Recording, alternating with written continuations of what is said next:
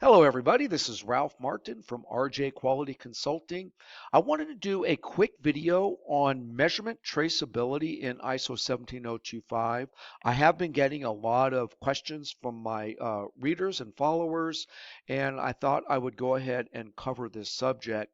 So, measurement traceability in ISO 17025 is stated in section 6.5 of the ISO IEC 17025 2017 version of the standard.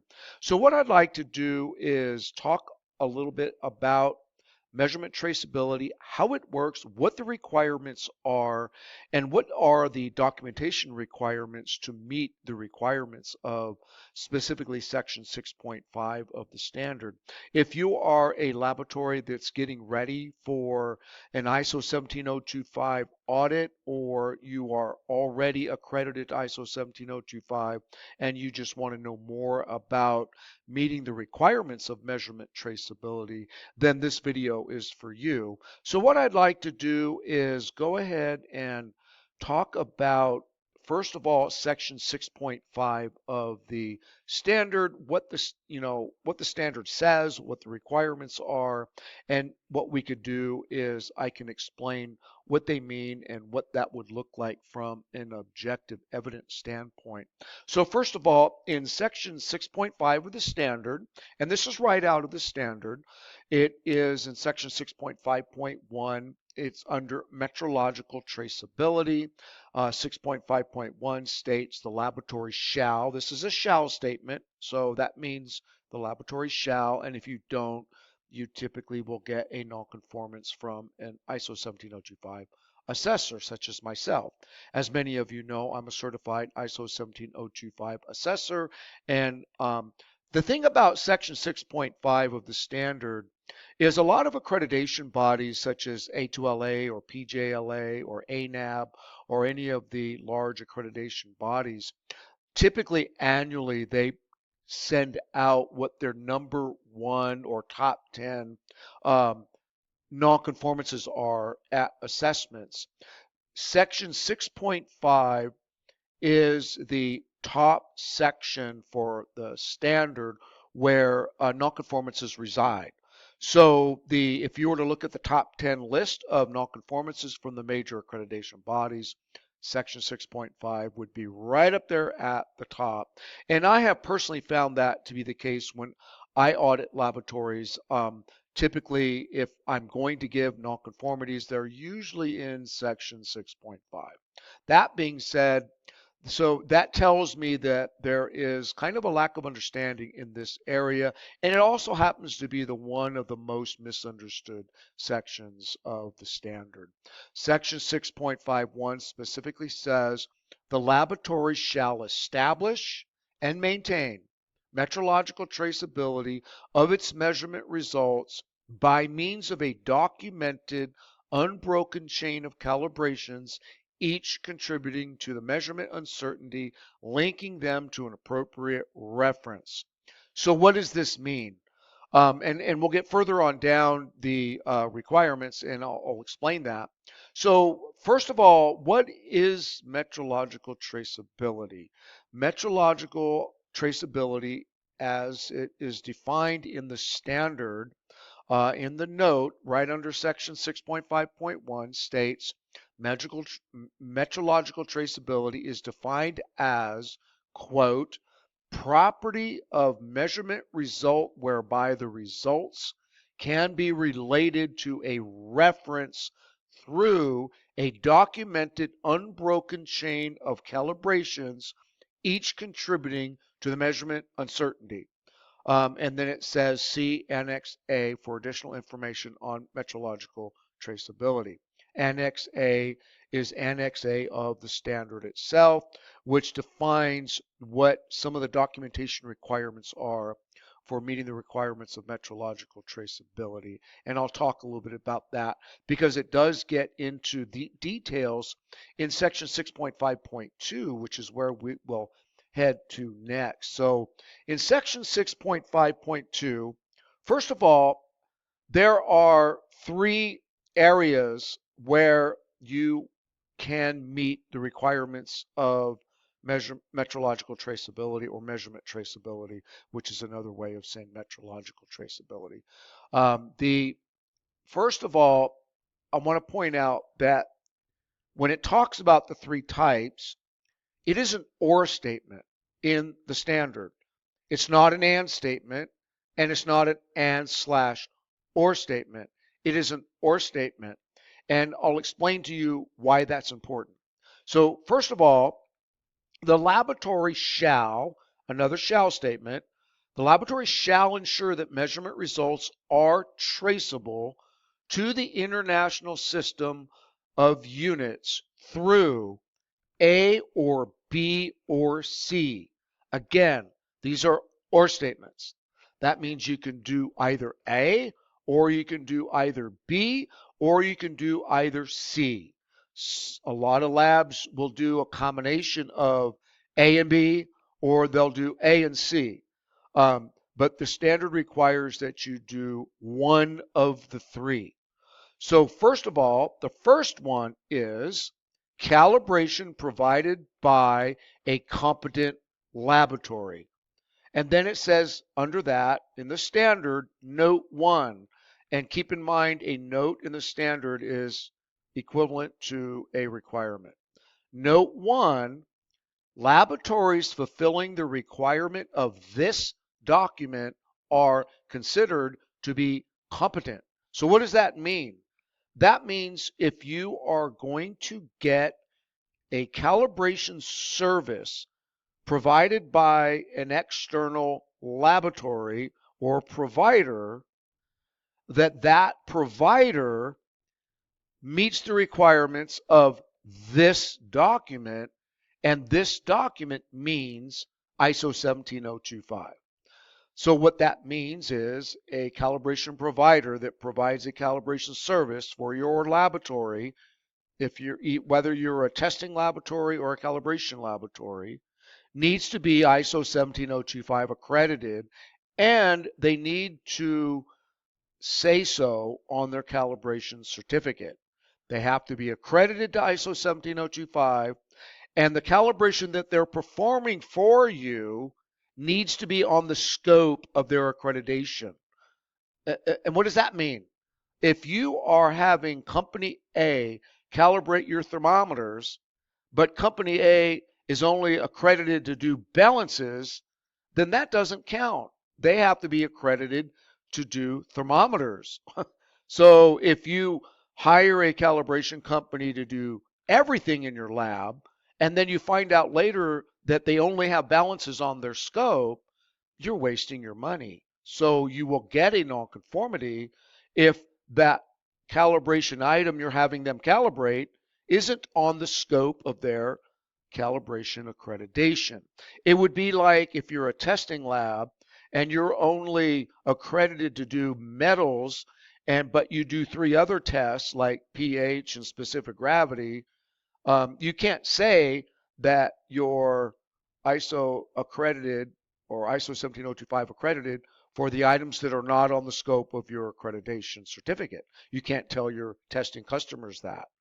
Same is true with calibration labs. So keep that in mind. Note 1 specifically says a calibration provider needs to be accredited to ISO 17025.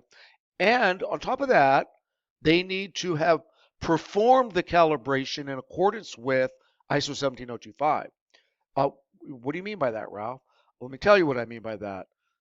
A large calibration company, such as, I don't know, let's say balances, say somebody like Mettler, they could be ISO 17025 accredited and perform a calibration for a balance for a laboratory that's not ISO 17025 accredited, but maybe they're ANSI 571 certified. So Mettler comes out and they perform the calibration in accordance with that standard because that's what the laboratory wants. And they have a lot of customers. Not all their customers are 17025 laboratories. So you might say, well, I hired a calibration laboratory that is ISO 17025 accredited, but it doesn't say that on your calibration certificate. That could be because you didn't tell Metler that you wanted your calibration performed in accordance with ISO 17025. And what's the difference? Well, we go back to the difference being right here in section 6.51, where it says the laboratory shall establish and maintain metrological traceability of its measurement results by means of a documented unbroken chain of calibrations, each contributing to the measurement uncertainty, linking them to an appropriate reference. Oftentimes, when a ISO 17025 calibration company does a calibration for a laboratory that's not ISO 17025 accredited, oftentimes they don't take it or they don't report an expanded uncertainty of measurement. Or the tools that they're using to calibrate the equipment aren't sophisticated enough to give an expanded uncertainty of measurement. They don't provide that on the calibration certificate. Thus, they are not performing the calibration in accordance with ISO 17025. So you want to keep that in mind when you are hiring a calibration company. So that is the A portion of A or B or C. So let's move on to B, which is, again, the laboratory shall ensure that measurement results are traceable to the international system of units through A or B, which is certified values of certified reference materials provided by a competent producer with stated metrological traceability to the SI units. In other words, let's use the example of a balance again.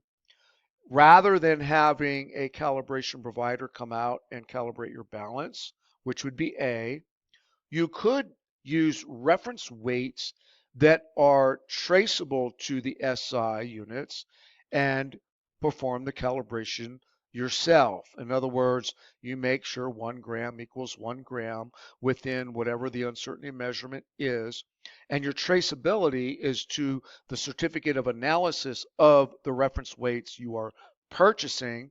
And what we'll do is we'll go on to note 2, which you'll see is kind of interesting. Note 2 says, reference material producers fulfilling the requirements of ISO 17034 are considered to be competent. What does that mean? That means that if you are going to use this method of metrological traceability, you're going to do B. Remember, A or B or C.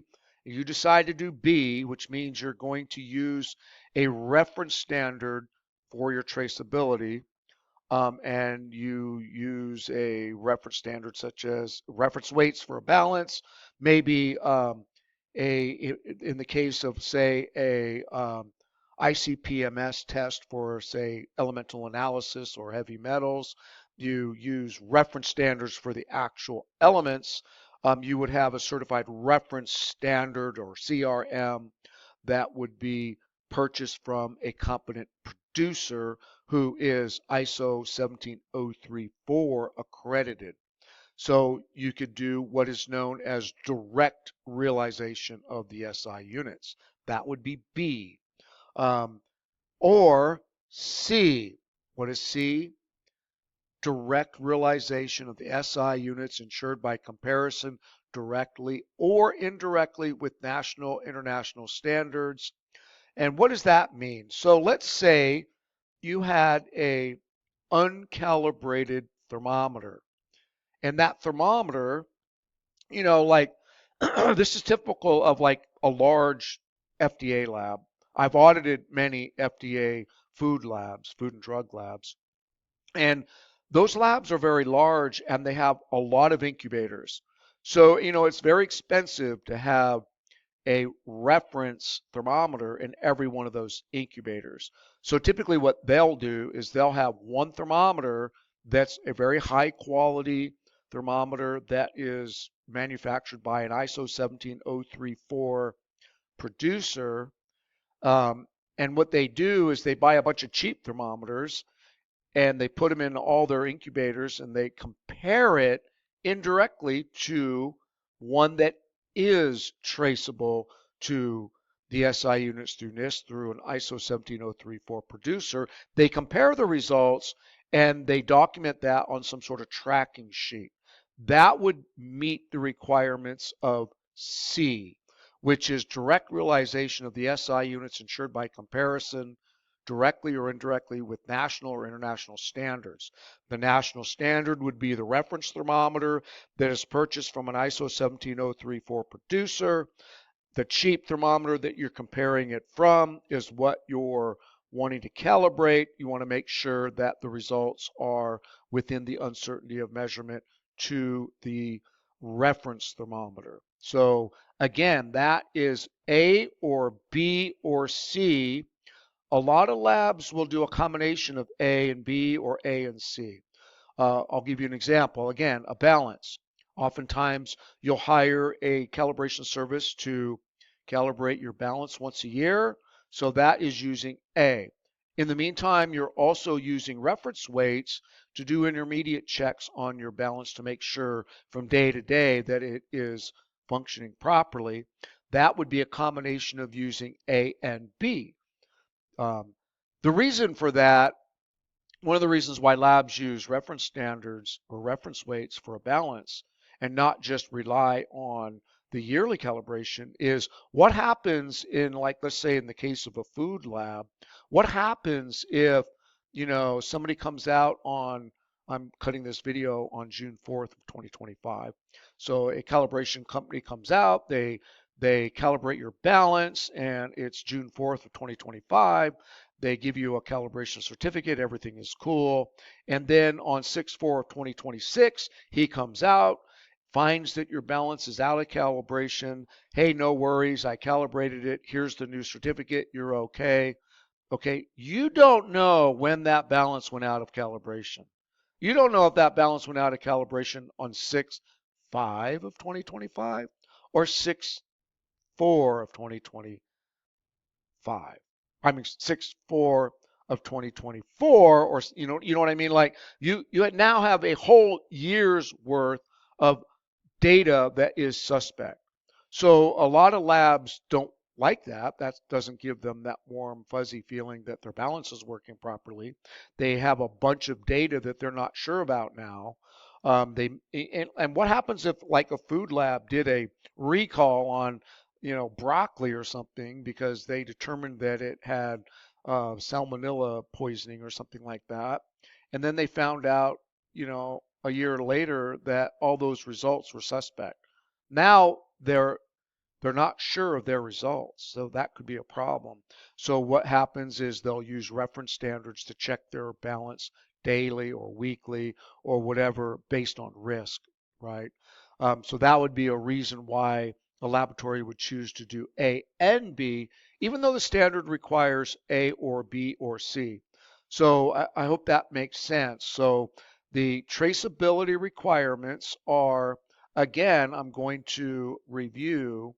It is the laboratory shall ensure that measurement results are traceable to the international system of units through A, calibration provided by a competent laboratory, B, certified values of certified reference materials provided by a competent producer with stated metrological traceability to the SI, or C, direct realization of the SI units ensured by comparison directly or indirectly with a national or international standard. So that is the requirements for metrological traceability. And then it goes further on to section 6.5.3, where it states when metrological traceability to the SI units is not technically possible, the laboratory shall demonstrate metrological traceability to an appropriate reference. So what this means is if you have a particular test and there is no specified reference standard for it, and it's not technically possible to do that, you want to demonstrate metrological traceability to an appropriate reference or close to. And one of the examples I find with that would be let's say you're doing moisture determination, for example, and you're using a moisture analyzer um, for that, like something like a moisture analyzer combination balance that you put the sample in, you close the door, it runs for 5 minutes or so, and then it gives you a result. Let's say you can't find a known reference standard that has a known moisture that is traceable to the SI units through a competent producer or an ISO 17034, and you can't find a standard. One way of meeting this requirement is to demonstrate metrological traceability to an appropriate reference. In this example, since it is a balance, you could use reference weights as an appropriate reference to make sure that the balance part of the unit is operating efficiently. That would be an example of where metrological traceability is not technically possible. However, we're doing the best we can. We have an appropriate reference that we're using. Or you can also results of reference material producers, specified methods, or consensus standards that are clearly described and accepted as providing measurement results fit for their intended use and ensured by suitable comparison. Another example of that is I can't find a reference standard for this specific test. However, I'm doing a proficiency testing study with another laboratory, and I give them the sample and they run it and they get the same result that I get within the uncertainty of measurement. So therefore, I'm provide and there's a round robin of laboratories that do this, and it's an accepted method of comparing the results. And and you're doing that because you can't find a a specific traceable standard for your test. That would be another example of this particular requirement. One of the other things I would like to talk about is this whole idea of the calibration or the uncertainty of measurement. So back in when we talked in section 6.5.1, where it says the laboratory shall establish and maintain metrological traceability of its measurement results by means of a documented unbroken chain of calibrations, each contributing to the measurement uncertainty, linking them to an appropriate reference. The reason you need to have a ISO 17025 competent laboratory perform your calibrations is because a 17025 laboratory, when they do a calibration in accordance with ISO 17025, they have to meet the reporting requirements on their calibration certificate. The section 7.8 reporting requirements requires a calibration laboratory to follow section 7.8. One of those requirements is an expanded uncertainty of measurement. So that means that if they're going to perform the calibration for in accordance with ISO 17025, they have to provide the expanded uncertainty of measurement on the calibration certificate because that's a requirement. In order for them to do that, they have to have the necessary equipment to provide that expanded uncertainty of measurement. If you get a calibration service performed by a non-accredited calibration company, and if you ever look at their calibration certificate, you'll notice that typically they won't have an uncertainty of measurement on the calibration certificate. So when you're being audited as a testing laboratory and you're required to do calibrations in accordance with ISO 17025, and they're looking at the certificate and they're not seeing an uncertainty of measurement, you'll get a nonconformance. And then you'll say, well, wait a minute, that company is ISO 17025 accredited. I'm meeting the requirements. And the auditor says, no, you're not. that is why I wanted you to understand the reason behind this uh, rule of using a competent laboratory for calibrations. And it states right here in section 7.8.4, which is specific requirements for calibration certificates. You'll notice Section 8, 784, specific requirements for calibration certificates. In addition to the requirements listed in 7.8.2, calibration certificate shall include the following. A, the measurement uncertainty of the measurement result presented in the same unit as that of the measure and or in a term relative to the measure and. Note, according to ISO IEC Guide 99, a measurement result is generally expressed as a single measured quantity value, including unit of measurement and a measurement uncertainty. And then it needs to have the environmental conditions listed on the calibration certificate. So that is why you need to make sure that all of your calibrations performed for your testing laboratory especially is done by a competent laboratory, number one, and that competent laboratory performed those calibrations in accordance with ISO 17025. And also with metrological traceability, if you're using a reference standard as a known in a test, you want to make sure that it was purchased from a competent producer, and that means that the producer needs to be ISO 17034 accredited. I hope that answers any questions that you might have as it pertains to metrological traceability. If you ever have any questions, you can always put a comment in the description of this YouTube video. And I also would like to show you some other resources that I have available. First of all, I have a full blog post on measurement traceability. And what you can do is in the description box of this video, you can go to my blog post, which is right here, Measurement Traceability in ISO 17025, Essential Requirements and Best Practices. And I have the full blog article on metrological traceability, and you could read through that. It's very in-depth. It gives you all of the requirements for measurement traceability, technical requirements, national, international standards, the role of the National Metrology Institute using international standards. It's a good source of information. If you have any more questions about metrological or measurement traceability, this is a good resource. You can find the link to that blog post in the description box of the video. And then also more resources. You can check out my new quality manual and procedures template.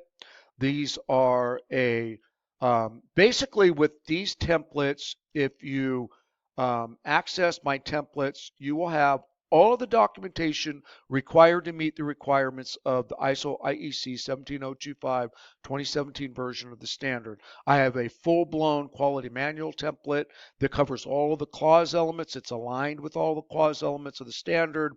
And then I have a procedures template where there are roughly about 22 to 25 procedures, policies, and forms that are required for ISO 17025. If you get both those packages, you will have all of the documentation requirements to meet the requirements of ISO 17025 to make you audit ready. Again, these are written by a certified ISO 17025 auditor. They're very reasonably priced. The quality manual is $49, and you can upgrade and get all the procedures, policies, and forms for an additional $49. So you can, in the description of this video, you can go ahead and access those templates. Also in the description box, you can find and book a free 45-minute consultation with me. If you have any questions about ISO 17025 accreditation, or if your laboratory is seeking help in obtaining ISO 17025 accreditation, we could talk about how I can help you with that as well. And then also in the description box and on my blog, you can download my free ISO 17025 internal audit and gap analysis checklist. It's free. It is a great tool to use as a gap analysis for your current policies and procedures to see where your gaps are for meeting the ISO IEC 17025 standard. So that's it in this video. It's running a little long, but I hope you found this to be valuable. Feel free to subscribe to my YouTube channel and get updates when I come out with new videos. And I also am running a series coming up on what I'm doing is I'm doing a walkthrough of all of the clause elements of the standard clause by clause to give you an explanation of all the requirements of the ISO 17025 standard. That's it for today, my friends. You make it a great day. Take care.